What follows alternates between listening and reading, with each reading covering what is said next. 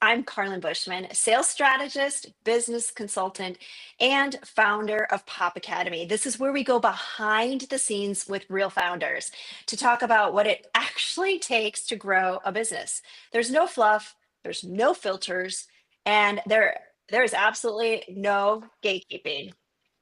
Today we're diving in. Hold on with me real quick. Sorry. Today we're diving in. Um, to a question so many founders face. Is this a pivot or an expansion? The answer shapes everything from your mindset to your bottom line. And to unpack it, I'm joined by two incredible founders. First, let me introduce Carol Gavhane, founder of Sparkle Hustle Grow, an award winning subscription box for female entrepreneurs blending business tools, personal development, and the also necessary self care.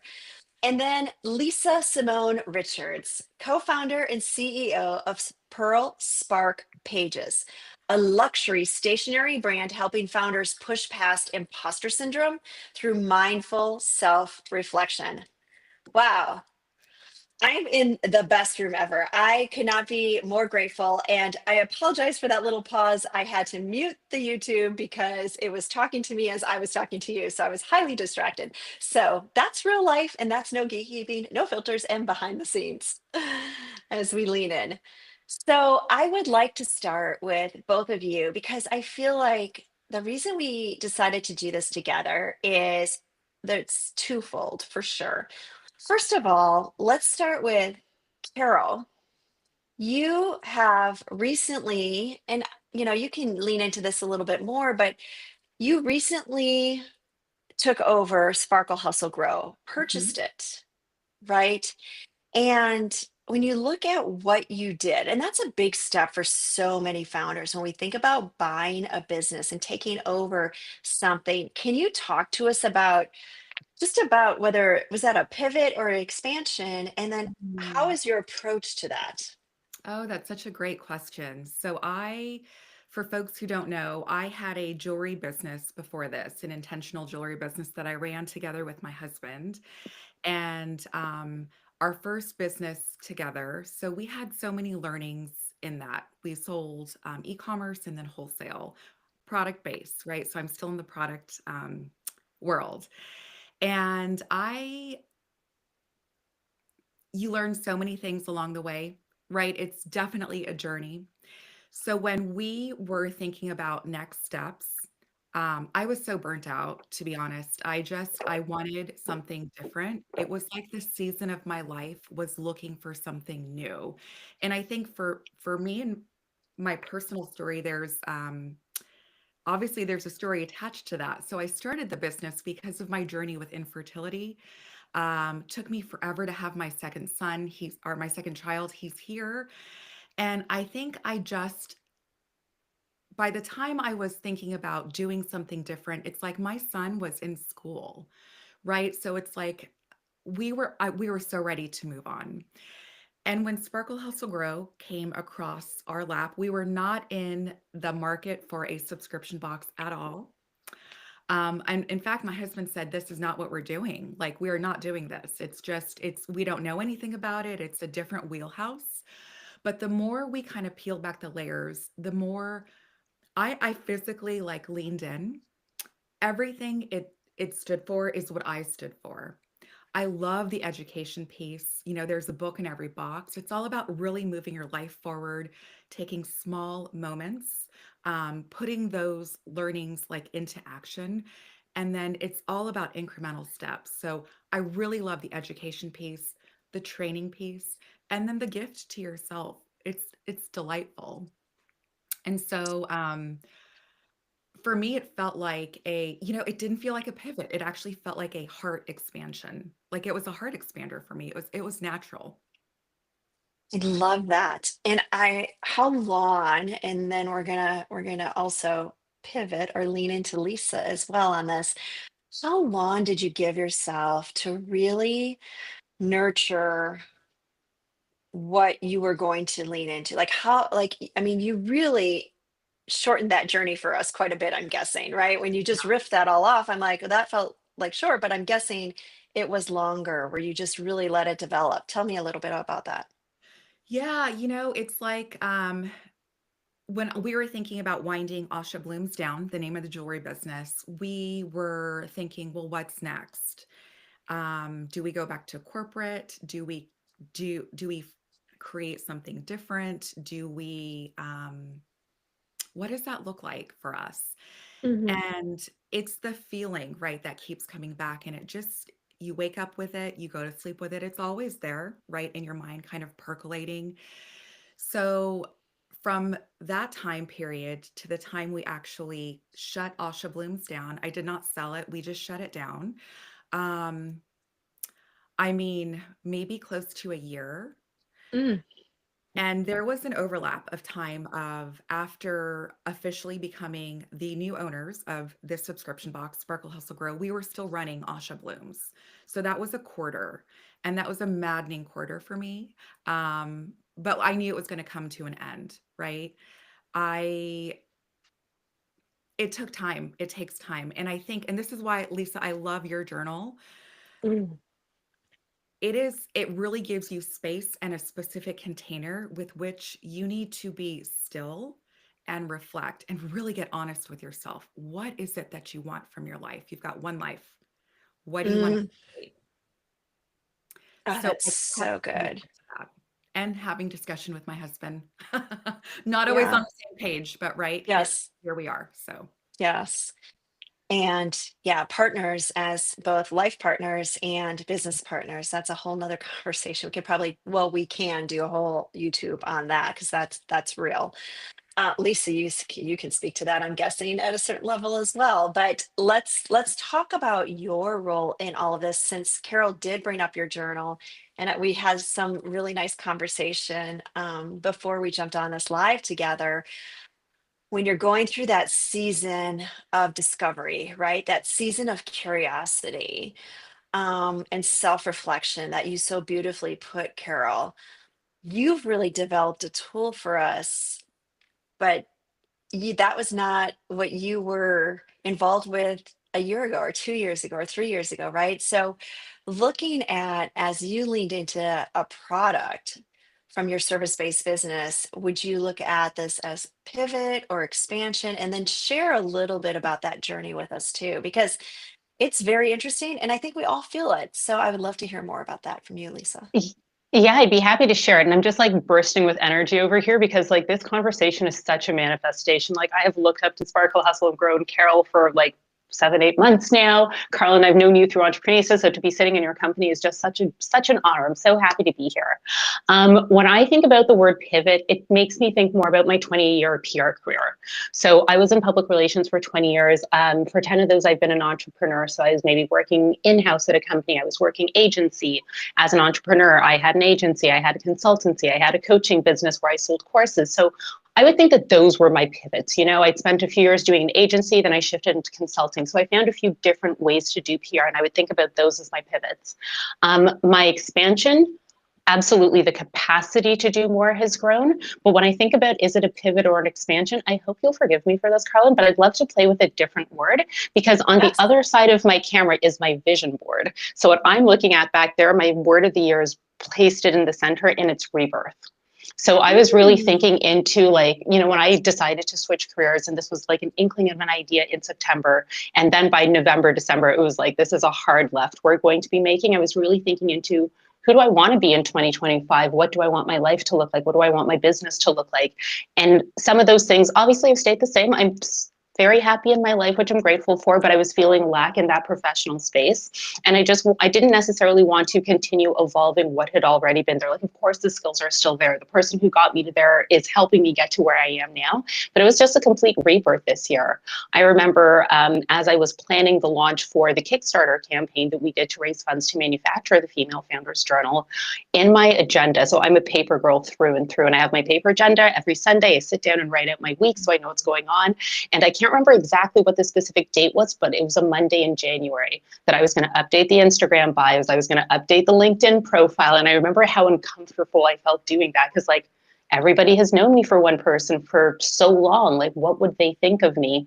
So I remember the day that I'm like, we're going to pull the plug, and we just made it official online. And that was like an expansion for me to actually move out of that old box and then birth this new version of myself that I'm having so much fun growing right now.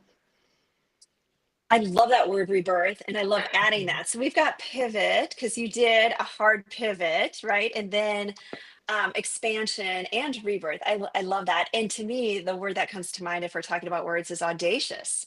You both were Mm. very audacious stepping in to this, like your what's next, what's there. And you're right. We have that one precious life. What are we going to do with that? So pulling this together, what do you feel in either one of you? And I like thinking through this with both of your perspectives. What mindset traps do founders fall into when they're at this crossroad? Like, what have you seen? And I'm guessing you both have so much experience in this space. Lisa, with your journal, of course. Carol, with your transition to purchasing a business and deciding to let the jewelry go. What are those mindsets, like those traps? I'm happy to share one quickly if I may. And I was actually just thinking about this last night and this morning, that an idea is too small. And when I think about coming up with the idea for this journal, my husband and I were in a bookstore. He was looking for one kind of guided journal. I was looking for a different one. He noticed that some of them, just the pages were so repetitious. I was noticing everything was so like masculine or super woo. And I was like, there's nothing in between. And I was like, what if we like came up with something here? Because I see where there's a gap. There's already a proven strategy. Like bookstores have their own guided journal section now. That's a staple. But what if we did it differently? And I remember as we left the store and continued shopping, I'm like, oh, whatever. Like, it's just probably a little idea. Like, we could do something else, or I need to come up with something like maybe more difficult. And if I had just dismissed that tiny little fleeting thought, I wouldn't be where I am right now. So I think when you hear those smaller little nudges, like pay attention to those. Don't just dismiss them. Amazing. Carol, your perspective as well. Yeah, I think for myself, it is being so tied to the outcome. I Mm. think this is an experiment of your business and also Mhm, your life. So mhm. I think it's okay to go in and say, I am going to experiment with this, and it may not turn out the way that I thought it would. Nothing in my life has turned out the way, right, that I thought it would. I mean, who does that happen for, right? But I think not being so tied to the outcome, you have a little, again, you have some expansiveness around your heart, your mind. You have some wiggle room to breathe. And it's okay to take that data because it didn't go the way that you want and pivot or expand to do what you want it to do. So that would be my piece of advice. You both just gave us so much grace. Can I share with you how much like my shoulders just relaxed? Mm. Because I think like, oh, I have this idea, like right, like what you were saying, Lisa, or to your point, detaching from the outcome. I Mhm. can't even tell you how many times I actually say that, but do I do it? No. Like it's so hard to do. And I think as you think about this, like let's have fun in our businesses. And then it's amazing how things rise to the top because we're enjoying it and the outcomes do become better because we're actually leaning into what we really love to do. Like I love being on here talking to the both of you. Like this brings me so much joy. I love educating. I love sharing information. So that is what really lights me up. And I think, why do I work so hard on the stuff that maybe isn't lighting me up right at that moment? So any feedback? Like I feel like I'm in actually a consulting session with both of you right now. Any feedback? I would love to touch on what Carol was talking about detaching from the outcome. Similar to you, Carlyn, I've heard that a million times, and I'm just like, I don't like. I mean, I'm doing this because I want it. How can I detach from the outcome? And Right. for the first time, I'm applying for a specific program right now. I know there's a likelihood I may not get in, and I'm okay with that. Like I've never felt this like if I get in, that's going to be awesome. And if I don't, that's okay. And I hope it's fantastic for the people who do. And maybe there'll be another opportunity. Like it's such an interesting feeling to not be attached. And Carol, another thing you were talking about is not necessarily having things plan out the way you expect them. I'm a Capricorn. I'm type A. I'm super masculine, high achieving. Like I want this to go exactly how I want it to go. But it's been such an interesting experience. Like in my head, I know what our first four flagship products are going to be within Pearl Spark pages. And now as I'm promoting the journal and getting ready with number 2, I'm saying, actually, I see this other avenue opening up. Mm-hmm. And no part of me thought that maybe I would introduce maybe a certification program down the line, but I can see how this pairs nicely. And maybe the product may not evolve, the line may not evolve as quickly as I thought. So it's really interesting. I think someone had said it's your second product often that can like change the game for you, not the first one. So I'm just leaning into the openness of I'm having so much fun with this right now. And let's see what's next. Like it's playing. Like, I mean, it's still my life, but it's still playing. Yeah, I love that you both mentioned the word fun. Fun is one of my core values, not just for my business, because Sparkle Hustle Grow is so fun, but also for my life, right? And the two are so intermingled. And so I'm just, now that I feel like I'm a seasoned entrepreneur, I try, it doesn't always work, but I really do put forth great effort into saying, is this going to be fun? Will this light me up? Will this bring me joy? And then I try to detach from the outcome. Again, it's so easy to say, hard to do, but like everything, it's a work in progress. Well, and I love that. We have actually a question that came in from somebody that's watching live right now, and they said their question for the both of you, which I'm curious too. Have you always had the mindset of letting go and see where it brings you? No, I not at all, not at all. So Lisa, you said you're a Capricorn type A. You kind of like to control, right? Everything and put your hands in everything. I think I'm such a planner. And I'm a digital as well as a paper girl, but if it's not on the calendar, it doesn't happen. So I love everything that's kind of planned out because it's my sense of control and how I kind of move through the world. This letting go is definitely something that I have learned.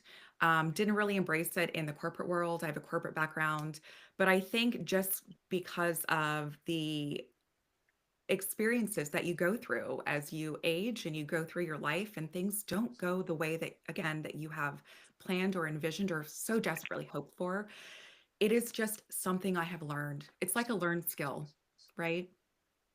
Well, and let's just call it what it is. You both are here with me today. You had no time to really plan because we literally booked this yesterday. It was a thought that dropped in. I had an opening. I'm like, who better to bring on right now than Carol and Lisa, right? And you could have said no. I have plans, or I already have something booked. I don't know if either of you had something booked. I'm a planner. I understand that. I wanted to stay consistent on my YouTube lives, and it was really important for me to show up to my community and my audience consistently. I leaned in and asked the two of you to join for a reason, and you said yes. There was no planning. We're having fun, right? And we like scrambled to get all the details done in the background, which we did. And look at now. And you both have not done a YouTube live before. So what were your thoughts? And I just have to ask that because it really, it's interesting that we're having this conversation. What were your thoughts when you first saw that email to say, do you want to do a YouTube live? This is the completely unprofessional answer, totally fangirling.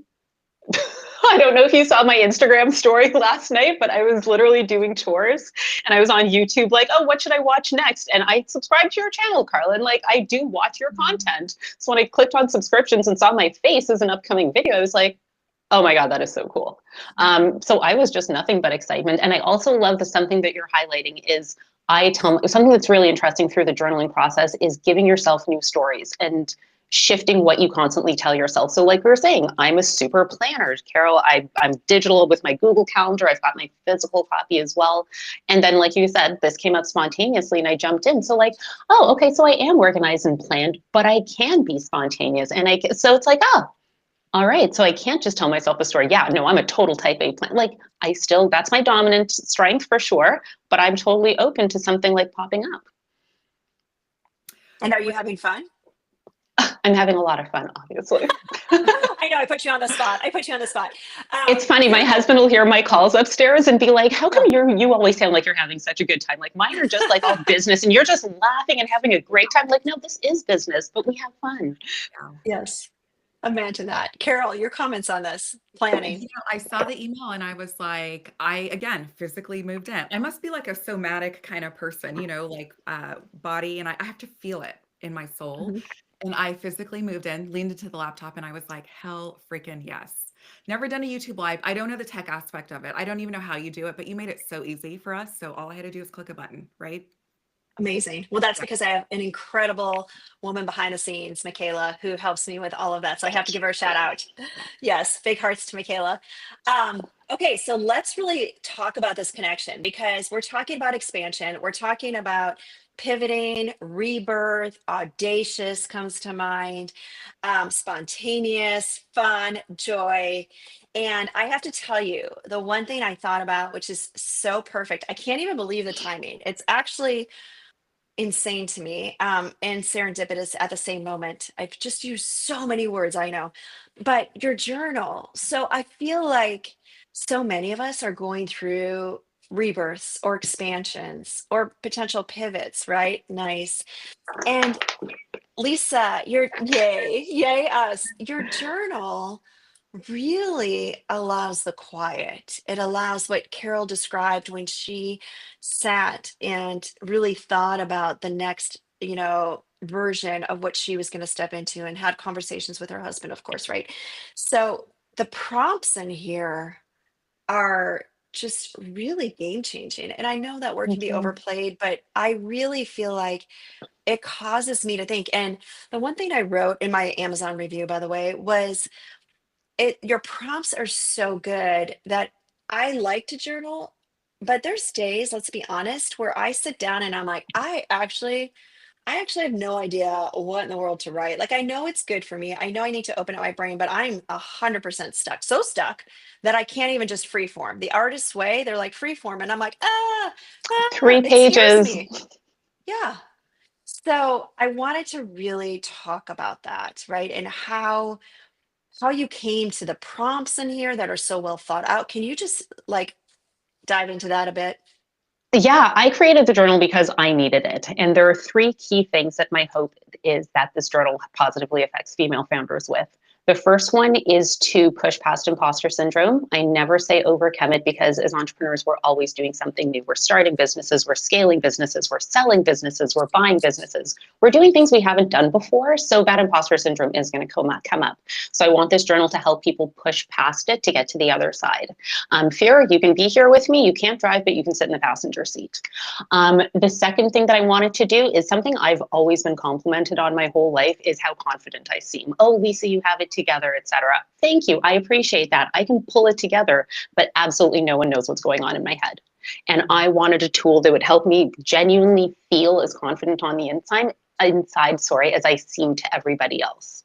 And the third thing that I wanted the journal to do was help women to take a moment to celebrate themselves. Like if I have a list of 10 things to do, and I've only done 9 of them, I see the one that I missed. So that's why I really Mm, intentionally put a prompt at the end of every day saying, today I'm proud of myself for. So we have that moment to recognize our wins, whether they're big or small, and give our nervous system that moment to like yeah, relax and close that loop and be like, you did a good job. Because I yeah. know I'm often running and I can get fried. So it's really important to have that moment. And when I was creating the prompts, the way I designed the journal, I'll just bring it up on screen quickly for those who haven't seen it yet, is during the week, it's kind of like you've got a really short morning prompt, you've got a short evening prompt. So I designed the morning ones to help people start their day with confidence.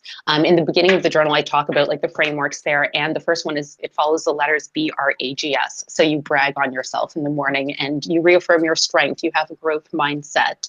I can't remember what all the letters stand for, but it is in the beginning. But the intention is to start your day with confidence and remind yourself of the great things that you've done. The reason I did that is because as a publicist for 20 years, I saw with every single client at the beginning of our work together, like if I handed them Oprah's email address, which I didn't have, I still don't, but if I did and I gave it to them, they probably wouldn't reach out to her because they didn't think they were ready yet. They needed to get something better. They didn't. So with all of my clients, we would always start with a not so humble brag sheet where I would make them list out how much time have you spent doing this? How much money have you invested? What results have you created for yourself, for your clients? So they could have this confidence boosting piece of evidence in front of them being like, okay, I have to shift that story because this paper says who I really am and I can lean into that. So it's interesting that a practice I've had with clients for 10 years ended up being the start of this journal and something so authentic to carry over to female founders, because I've been working with female founders straight out of university. So 20 plus years, that was my first job.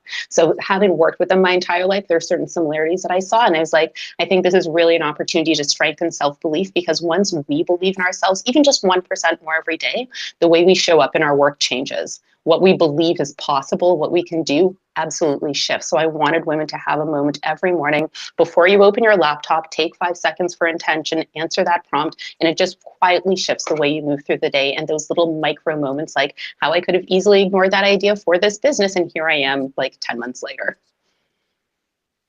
That's amazing. And so let's take that a step further. Thank you for sharing what is behind the prompts, because I really wanted to know that, and I haven't had a chance to really ask you all those details.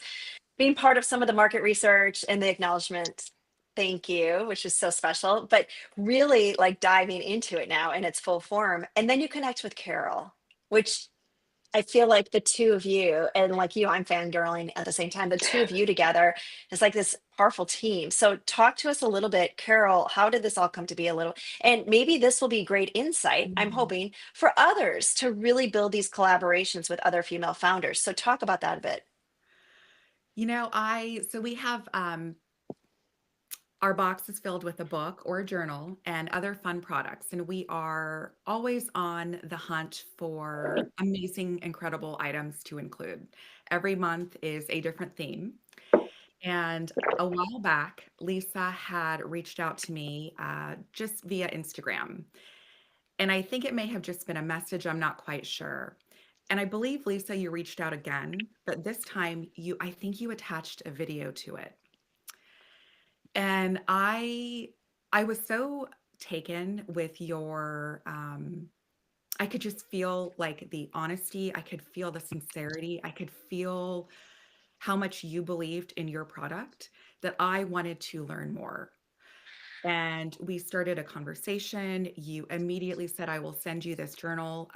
What's your address? And you made it so, so easy for me. So when I finally received it in the mail, you're in Canada and I'm in the US. So it took a hot minute for me to get it. Um, I just thought this is perfect. This is going to be perfect for the sparklers. This is just going to be a wonderful moment for them to, again, have that safe container. It's just them and their thoughts, right? To really write out what is it that they want to create? What do they feel is their purpose in the world? So, Carlyn, to answer your question, we do have a pitch submission sheet on our website at the bottom of the page. And we do receive quite a few pitches. But again, I think the difference between what Lisa wrote and the way in which she communicated with me was just so heartfelt. I just became so curious and I had to learn more. I love that. And I love knowing both of you, and that both of you came together to do this and to serve your communities equally, and even better. And I'm gonna lean into this. And I do have, definitely one more question before we wrap up. The amazing thing is, and we'll put all these links in our show notes, of course, but the amazing thing is we can get Lisa's journal, whether you're in the US or Canada or whatever the case might be, but we can get it as part of your subscription box right now, Carol, which is amazing. And if we get it before the 31st of August, if I'm not mistaken, since this is live today, I can say this. Before August 31st, Lisa, you're actually going to be on a live workshop with the Sparkle Hustle Grow community in September, correct?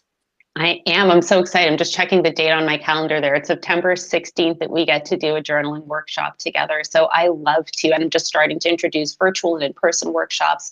Sometimes I tie in the theme from behind Pearl Spark Pages, the brand of the company. It stands for Passionate, Empowered, Ambitious, Resilient Leader. or we may do something seasonal. So come hang out with us and have a moment of intention and to really lean into what your vision is of what you're creating and be intentional with that every day. And just have a moment to actually sit and reflect on how great you are. Like, how much time do we take for that? So I really want to carve out some space for self-celebration, because how often do we see the light in others and the amazing things that they're doing and we acknowledge them for it? We get to do that for us too. So let self-care be beyond a manicure this week, or the week of September 16th. Let's hang out and talk about how great we are and not so humble brag on ourselves. And Yeah, Carol, anything to add to that, please? Yeah, I am so excited to be able to offer this and invite others into the community so that they have a chance to do this live. And all of our live workshops are recorded, so you will always have access to it, even if you like months down the line and you're no longer a sparkler, like you will always have access to this touch point. So you can come back and again, reflect and design the life of your dreams, design the business of your dreams. So thank you so much for offering to host a live workshop for us. I think it's going to be so well received. And what better month to do this kind of fresh reset than September? For so many people, kids are going back to school.